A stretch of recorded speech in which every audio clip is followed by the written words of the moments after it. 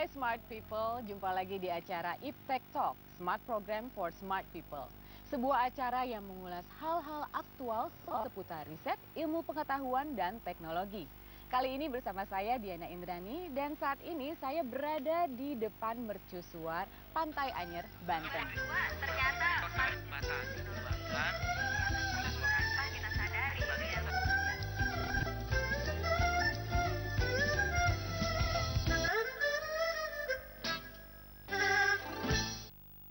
Nah, Smart People, kali ini kita akan membahas mengenai multidisciplinary hazard reduction from earthquakes and volcanoes in Indonesia. Dan sudah hadir bersama saya dua orang hebat, yaitu yang pertama Profesor Dr. Heri Harjono dari Pusat Penelitian Geoteknologi Lembaga Ilmu Pengetahuan Indonesia. Selamat datang Bapak, apa kabar? Terima kasih. Hai Smart People.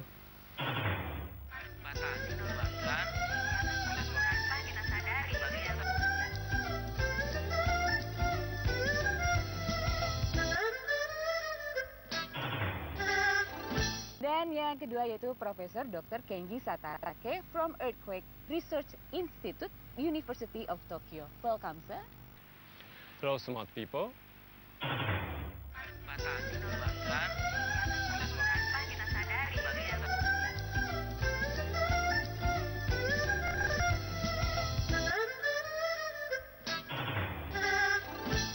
Okay, now we're in Anyer. Have you enjoyed the Of course, yes. view here? Yes. Yes. Have you visited the Anak Rakatau? Anak Rakatau, yes. Yes. Yes. How was it? Oh, amazing. Yes. It was still active. It's Still very active. still Oh active. my God. Okay, I will ask you about that later. But now, for Professor Kenji, how far is the research regarding the earthquakes, tsunami, and volcanoes in Japan? The development, the research. Well, in terms of the instruments, Yes. we have many instruments. Mhm. After 1995 earthquake in Kobe, the Japanese government installed many instruments like seismometers or GPS, and each about 1,000 seismometers and 1,000 GPS instruments throughout Japan. So we have many instruments, so we know we can monitor what's going on the Japanese islands. So it's been 3 years you're doing this research in Indonesia. Yes. Okay. So what is the result from multi-hazard so far? Okay. The idea of this multidisciplinary hazard reduction program is the many kinds of people work together, like a seismologist studying earthquakes, volcanologist studying volcanoes, but also they study the mechanism, how earthquake happen, how volcano erupts. Then the engineers join together to build against those natural hazards. Then we also work with the social science people, how people react. Okay? Then we also have educationals who teach what our result to the ordinary people, how to prepare for the natural disaster. Okay. And how is it so far the Indonesian government dealing with this? I mean, about the research, is it showing that will be getting better? How the government will handle it Yes. next time? No. Well, hopefully there will be Of course, yes. Yeah. more earthquake. Ya. Jadi begini Mbak, Diana, saya mungkin supaya para penonton juga bisa lebih paham berkaitan dengan gempa, gunung api, tsunami ya. Jadi geologi Indonesia dan Jepang sangat mirip, ya, sangat mirip. Jepang juga banyak gunung api, kita juga banyak gunung api. Jepang punya gempa bumi, kita juga punya yang besar-besar sama. Jadi dari situ ide dari bagaimana kita bekerja sama dengan para ilmuwan Jepang dan ilmuwan Indonesia secara bersama-sama. Kemudian yang paling penting adalah bagaimana hasil-hasil riset ini dibawa ke publik, ya, dibawa ke government, dibawa ke pemerintah. Nah, saya dan Profesor Satake itu memimpin grup ini, hampir more than 100 people join in this project, yes. Yes. many scientists and lumayan besar lah yang kita ini dari tadi insinyur, kemudian saintis, kemudian social scientist, para komunikator, bagaimana hasil riset ini supaya dicerna oleh masyarakat ya dengan mudah ya, tidak dengan bahasa ilmiah yang sangat tinggi yang agak sulit. Nah, itu yang kita lakukan. Kemudian kami punya grup-grup. Grup 1 itu mengenai gempa dan tsunami, mengenai sumbernya. Grup 2 mengenai gunung api. Grup 3 mengenai bagaimana secara keteknikan mengatasi kalau ada gempa, bangunan seperti apa. Kemudian grup 4 bagaimana sosial saintis memberikan mengurangi risiko dari sisi sosial. Itu teman-teman sosial yang bicara. Kemudian dari komunikator, para ahli-ahli komunikasi, bagaimana sampai kepada publik. Nah, yang keenam yang paling penting adalah bagaimana hasil riset semuanya itu dibawa ke publik dan dibawa ke pemerintah. Nah, sejauh ini banyak kemajuan yang kita harapkan, yang sudah itu banyak sekali Indonesia mengalami kemajuan ya dari sisi itu. Salah satu contoh adalah bagaimana kita bisa menentukan gempa itu lebih cepat daripada yang sebelum terjadi ya 2004. Sekarang lebih awal, ya sekarang kita sudah bisa menentukan 5 menit menentukan gempa, itu sudah bagus. Jepang lebih dari itu, Mas, sudah. Kita ingin menuju seperti Jepang. 2 minutes how to look at the earthquake is less than 2 minutes ya. 2 minutes, 3 minutes. 2 minutes, 3 minutes, 3 minutes. Kita sudah 5 minutes. Ya, mudah-mudahan kita bisa itu sehingga dengan 2 menit ini golden time. Kalau begitu ada gempa 2 menit kemudian sudah masyarakat tahu. 2 menit kemudian kemungkinan ada tsunami kita tahu. Sehingga kalau tsunami-nya 15 menit, kita masih punya 13 menit untuk lari semacam itu. Jadi golden time itu ya. Ya. Jadi pemerintah saya kira sudah cukup banyak hasil-hasil yang sudah diberikan. Tentu saja masih banyak kekurangan ya. Nah, ya saya mendambakan tadi. Profesor Satake bilang ada 1000 GPS. Kita mungkin jauh lebih sedikit dibanding itu. Nah, bagaimana kita menyamai seperti itu? Bertahap ya, Bertahap, Pak ya. Saya kira luas negara kita yang besar membutuhkan ribuan juga GPS ya. Ya, betul. Nah, It's bigger than Japan, Indonesia, so Much bigger. yeah, much bigger, so need more GPS. need more than 5 Well, times. Yeah. hopefully that our Professor Satake here, everything's getting better here. Yes. Kanker, gagal ginjal, dan diabetes adalah penyakit yang susah diobati. Kini hadir di Jakarta, Changjiang Klinik TCM, sebuah klinik dengan pengobatan resep eksklusif TCM yang telah terbukti di Tiongkok, menggunakan pengobatan dengan minuman ramuan herbal yang bermanfaat untuk membuang racun tubuh yang diolah secara higienis dan modern, serta dilengkapi dengan metode ramuan Tiongkok yang ditempelkan pada titik-titik akupuntur. Metode eksklusif tersebut sudah mengobati banyak pasien. Saya sudah 2 tahun terkena kanker payudara. Saya sudah dioperasi, kanker saya tetap tumbuh. Setelah diberitahu oleh teman, saya berobat ke klinik Changjiang. Hanya dengan 3 kali pengobatan, saya sembuh. Kanker saya tidak tumbuh kembali. Sudah 3 tahun saya hidup menderita karena penyakit lemah ginjal. Setiap minggu saya harus 2 kali cuci darah. Tapi sekarang, setelah saya berobat ke klinik Changjiang, penyakit saya sudah sembuh dan saya sudah bisa melakukan aktivitas seperti biasa. Saya kena penyakit kencing manis selama 5 tahun. Setiap saat saya harus minum obat, tapi penyakit saya tidak bisa sembuh total. Lalu saya berobat ke klinik Changjiang TCM. Setelah menjalani 4 kali pengobatan, sekarang saya sudah sembuh.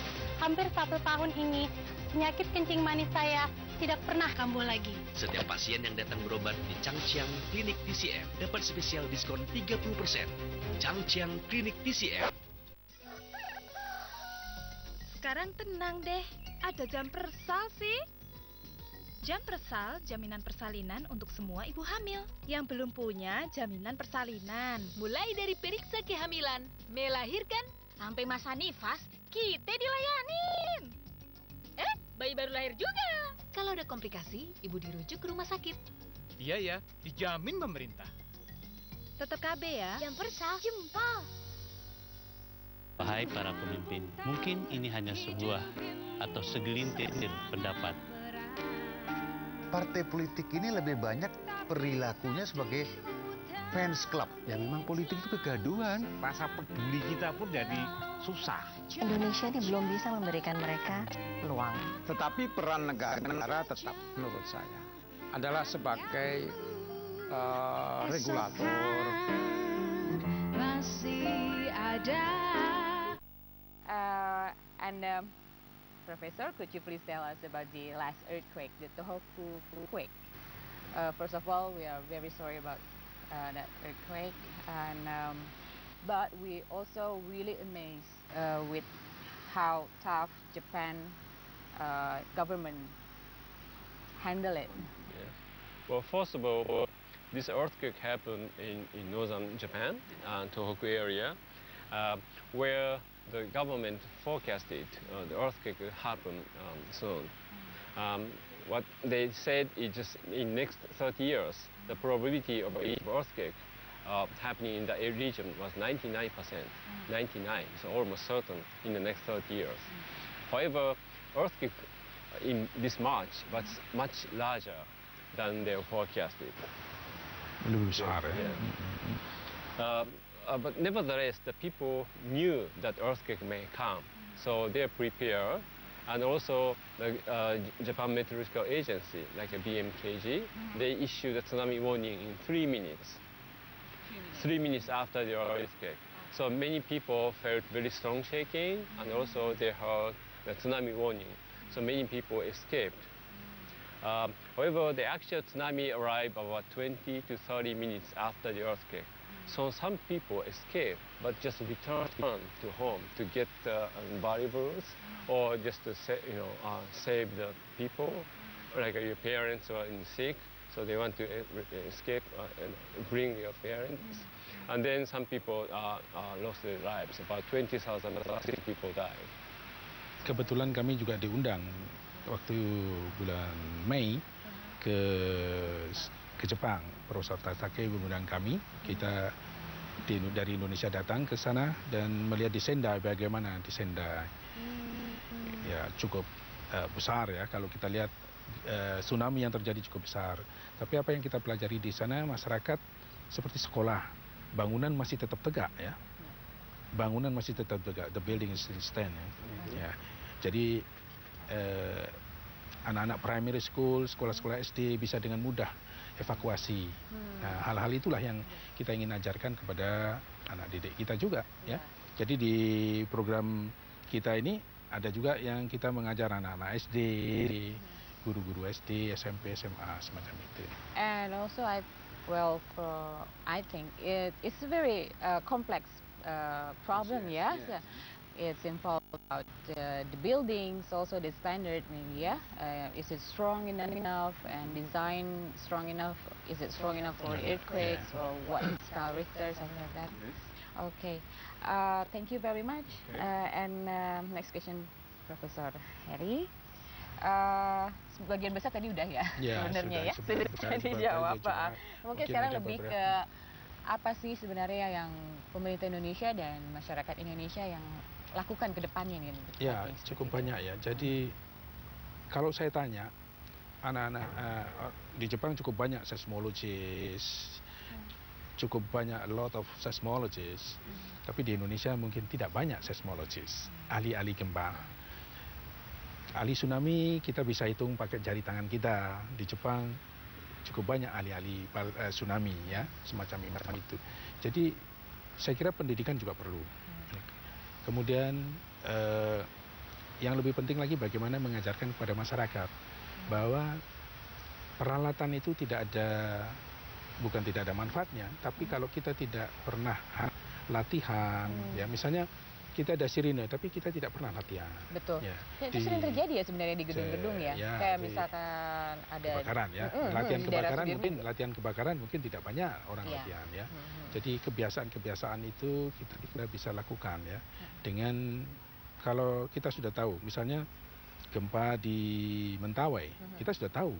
Para ilmuwan Indonesia dan juga teman-teman kita di Jepang kita mulai paham dengan gempa Mentawai. Besarnya kita tahu tempatnya, kita tahu. Yang kita tidak tahu kapan datangnya. Betul. Nah, dari situ kita masyarakat tahu pas datangnya ya. Di Jepang juga nggak tahu datangnya. Ya, we never know when the earthquake happen. Ya. Tapi kita tahu besar dan tempatnya. Seperti di Tohoku. Jadi kita harus siapkan betul-betul masyarakat kita yang berhadapan langsung dengan gempa-gempa yang tempat-tempat yang mempunyai potensi untuk gempa besar semacam itu. Kemudian kita melatih masyarakat untuk itu. Jadi masyarakat harus paham. Jadi tidak takut karena bukan kita takut. Ya. Di Jepang tidak takut mereka ada gempa itu. Banyak sekali peringatan gempa. Let's say Tokai, yes. You have also Tokai earthquake. Future Tokai earthquake yang belum terjadi. Tapi masyarakat juga tetap aware, belajar. Selalu kalau diajak latihan mereka sadar sendiri ya. Mereka mengadakan latihan-latihan sendiri. Mungkin bisa ceritain sedikit nggak? Could you please tell us about the Tokai quake? What Tokai, is it? Tokai earthquake is like of Padang. Because kayak Padang ya. Yeah. Oh, okay. Because we know the earthquake happened just next door. So this area has remained unbroken. So this is called seismic gap. Because this earthquake happened, big earthquake happened. So usually you expect next one to happen. So this is seismic gap, and we anticipate next one. So this is the only place in Tokai, in Japan, that we put many instruments to hopefully to monitor the precursors, so the short-term prediction, short-term. But so far, we're not successful. So far, we don't have any large earthquake happen. But that's where we anticipate many earthquakes, and people, seismologists put many instruments, but also we educate people that how to react when earthquake happens. Maybe you can share a bit about how to react. I mean, what is the Japanese people have to react when the earthquake? Is it the same, or is there any different about it? Ya, di Jepang mungkin karena mereka sudah menjadi bagian disiplin ya. Ketika pembagian kita masalah itu setelah ada gempa ya. Setelah bencana terjadi. Jepang kita lihat bagaimana kita belajar orang-orang untuk air saja antri. Ya. Tapi di sana tentu saja kenapa mereka antri? Karena ada rasa secure itu ada bahwa saya pasti dapat air. Ya. Budaya disiplin tertib semacam itu ya. Dan salah satu contoh adalah rekan-rekan kita ketika terjadi gempa Tohoku itu ada di Tokyo mereka. Nah, mereka tahu bagaimana dengan tenang mereka turun dari bangunan, kemudian lihat semua tidak panik semacam itu. Kalau kita yang harus hindari harus belajar dari Jepang itu bagaimana ketika menghadapi gempa kita tidak panik dan lain sebagainya ya. Nah, kalau panik juga malahan jadi banyak berantakan. Ya, kita itu perlu latihan dan lama ya. Ya, dimulai harus dari diri sendiri, harus disiplin. Saya kira kita mulai karena gempa Aceh ya. Gempa Aceh itu men-trigger kita bangun semuanya bahwa kita berhadapan langsung dengan bahaya-bahaya yang disebabkan oleh fenomena-fenomena alam, baik gunung api, tsunami, gempa bumi dan lain sebagainya. Ya. Dan di situ kan sikap kita harus sudah jelas, selalu siap dan waspada, dan ketika ada terjadi kita cepat melakukan evakuasi dengan baik dan lain sebagainya ya. Dan itu memerlukan tidak gampang ya. Mungkin kalau kita ada gini mungkin kita lari gitu ya. Tapi kan orang yang sudah itu tahu refleks macam itu. Tapi kalau sudah banyak mereka melakukan latihan. Dan paham mengenai mekanismenya, orang-orang sudah mulai paham. Iya, cara mengatasi. Tapi saya melihat ada perubahan, banyak perubahan di Indonesia ya. Dulu ketika gempa Mentawai kita umumkan, mereka sering sekali merasa takut ya. Tapi sekarang mereka sudah mulai paham banyak mengenai gempa ini. Jadi ada ya, perubahan jelas ada. Tetapi untuk menuju seperti Jepang kita memerlukan waktu. Dan saya yakin bisa ya. Harus bisa. Yakin. Harus yakin bisa. Dan jangan di Padang aja semua ya. Di Padang ya, di Padang itu sudah. Tapi meski itu demikian kita juga bukan harus hanya Padang aja ya. Iya betul. Ya. Jangan sampai nunggu kejadian baru aware. Gitu. Baik, terima kasih. Terima kasih. Mungkin maybe from Professor Satake you have something that you want to tell to the Indonesian? Yeah, some message maybe. Yeah. Some message for Indonesian people. Oh. For smart people. For smart people. For smart people. Okay. For the earthquakes and volcano, it's very difficult at this moment to predict. But we can, what we can do is just we can study the mechanism, and also we can tell how to prepare for that. So it's very important to prepare for such a natural hazards. Natural hazards. We often say in Japan that natural hazards come when we forget. So, for example, in Tohoku, tsunami, the last one was 1896. So more than 100 years has passed. So we forgot. Then the similar tsunami came. And here, this place was attacked by a tsunami 1883, around the same time. For Indonesia, about for this earthquake and volcano. It's more easy, is how to be like Japan, yes. So, harapan kita semua. Masalahnya bagaimana riset itu mendasari semua kebijakan. Jadi kebijakan yang terutama yang terkait dengan bencana tentu saja harus didasari oleh hasil-hasil riset. Ya, itu penting. Kapan kita misalnya seberapa jauh kalau ada tsunami ini mencapai wilayah ini, apa seberapa jauh masuk ke daratan. Nah, di situ kan spatial planning mengenai tata ruang kan bisa membuatnya. Di situ tidak boleh bangunan-bangunan yang strategis, rumah sakit, sekolah anak-anak yang itu jangan dekat pantai. Saya pernah lihat sekolah SD yang jaraknya hanya 30 meter dari pantai, ya, dan wilayah itu pernah kena tsunami.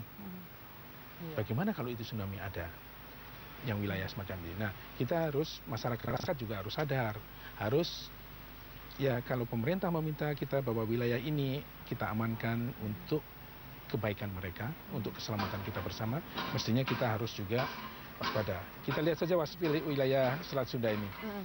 Profesor Satake mengatakan bencana datang ketika kita lupa.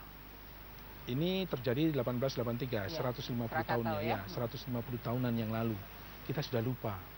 Seluruh bangunan sudah ada di wilayah-wilayah ini, di pantai-pantai tanpa itu. Over the 36,000 kan tahun people died, ya? 6,000 people die, ya. 36 ribuan, ya.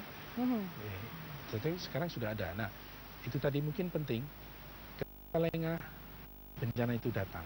Nah, bagaimana kita tidak membuat kita tidak lengah, itu yang paling penting kita itu. That's the key. Yeah, the key. Have to be aware. Yeah. Kalau kita siap, kita tidak takut lagi. Maybe you have something you want to. What's your hopes for Indonesia, maybe? Okay. We still don't know how earthquake happens and when or the next earthquake happen and when the next volcanic eruption happen. So what we can do is just prepare for that. And in Japan, we said natural hazards come when we forget. So it's very important not forget for the long history. For example, in Japan, in March, we have a tsunami. But previously, we have a similar tsunami about 100 years ago, 1896. And but also about 20,000 people were killed. But after 100 years, many people forgot. So it's not. It's very important to keep this memory. And this place, I understand that this place, the last tsunami came in 1883 when Krakatoa eruption happened, and 36,000 people killed, more than the people lost in Japan.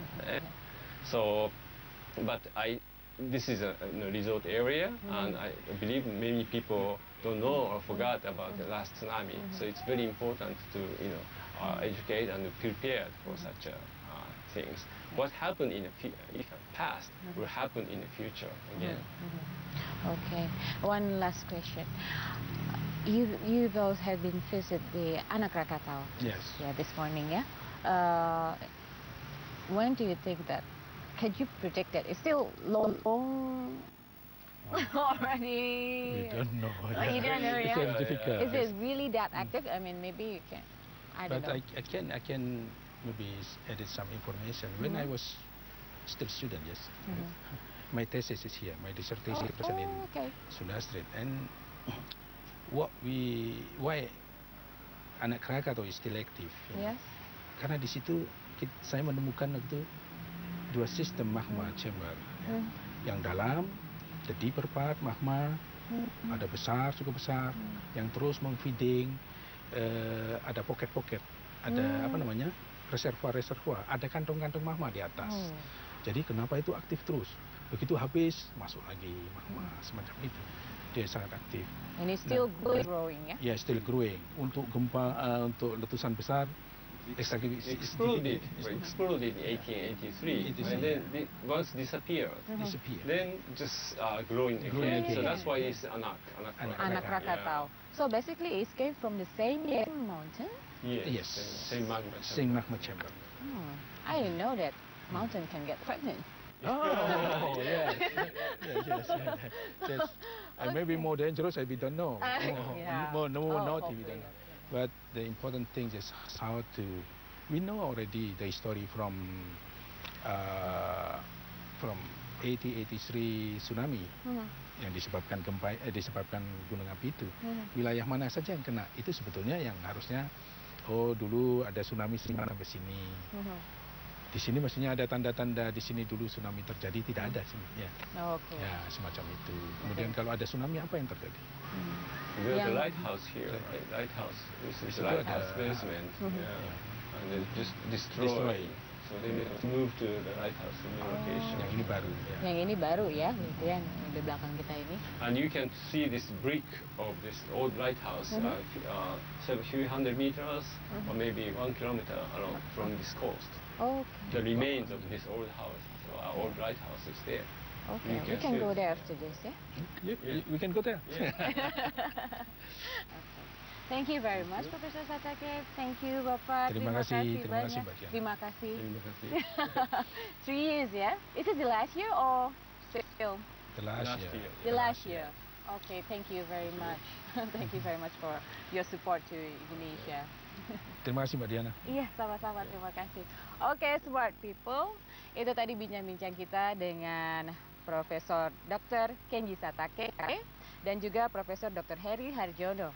Oke, sampai jumpa di episode berikutnya. Sampai jumpa di Iptek Talk, Smart Program for Smart People. Saya Diana Indrani, undur diri dari hadapan Anda. Bye.